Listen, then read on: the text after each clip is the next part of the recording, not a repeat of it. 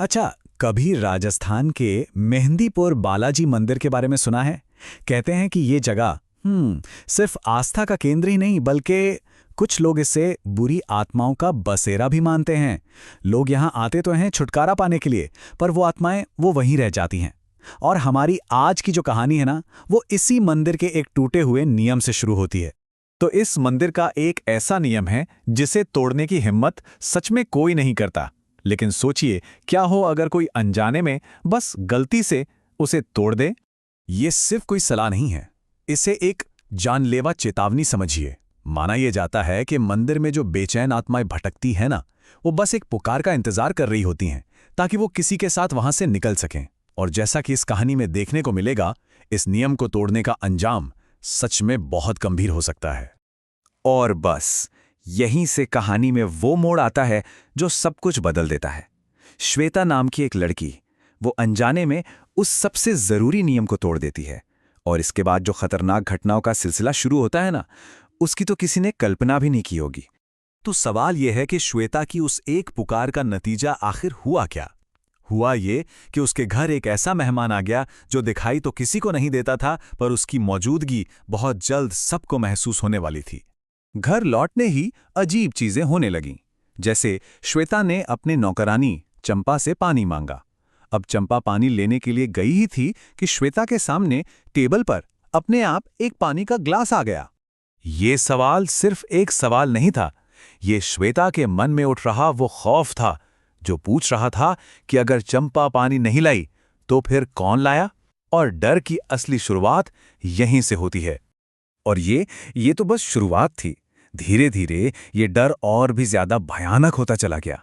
मतलब पहले तो सिर्फ एक अनजाना सा एहसास था, लेकिन अब वो आत्मा अपनी मौजूदगी खुलकर जता रही थी। कभी खाली कमरों से तालियों की आवाजें आती, तो कभी पंखा चलते चलते अचानक रुक जाता, और फिर एक दिन तो दरवाजा अपने आप इतनी जोर से बंद हुआ और लॉक हो गया। अब देखिए, ये कहानी सिर्फ एक डरावनी कहानी नहीं रह जाती, ये एक मर्डर मिस्ट्री में बदलने वाली थी। क्योंकि अब उस अनदेखे मेहमान की, उस आत्मा की पहचान सामने आने वाली थी। देखिए, ये जो छोटे छोटे सुराग थे ना, ये एक बहुत बड़ी और खौफनाक कहानी की तरफ इशारा कर रहे थे। सोचिए, श्वेता का अनजाने में वही गाना गुनगुनाना, फिर उस शादी के जोड़े की तरफ मानो कोई उसे खींच रहा हो। ये सब इस बात का साफ साफ संकेत था कि उसके साथ जो आत्मा है वो कोई और नहीं बल्कि कुसुम है। और ये था कहानी का वो खौफनाक मोड़ जहां डर अब हकीकत बन चुका था।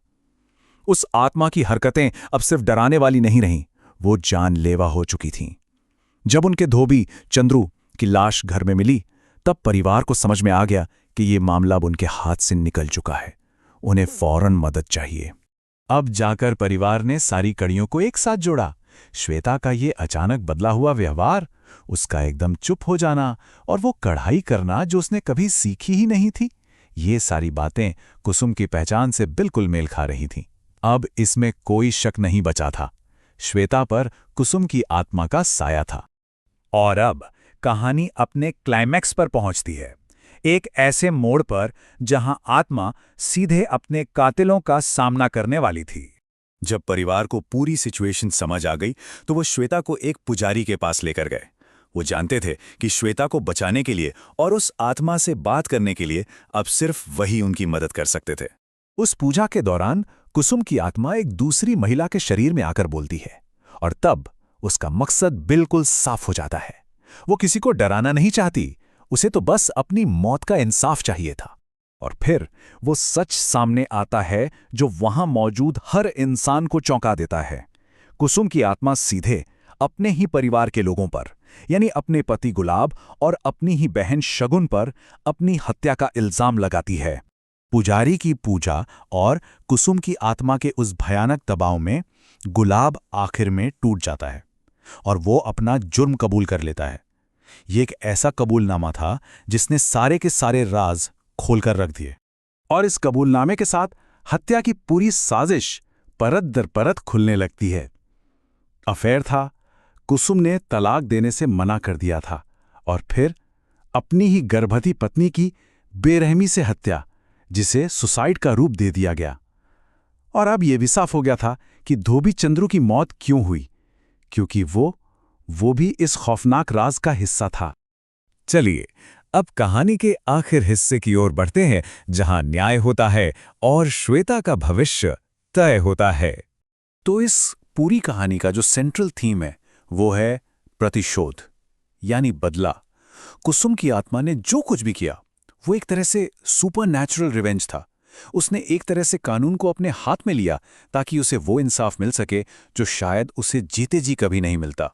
और आखिर में कहानी अपने सही अंजाम तक पहुंचती है। सच सामने आने के बाद पुलिस को बुलाया जाता है, कातिलों को उनके किए की सजा मिलती है, कुसुम की आत्मा को आखिरकार शांति मिल जाती है और वो श्वेता के शरीर को छोड़कर चली जाती है।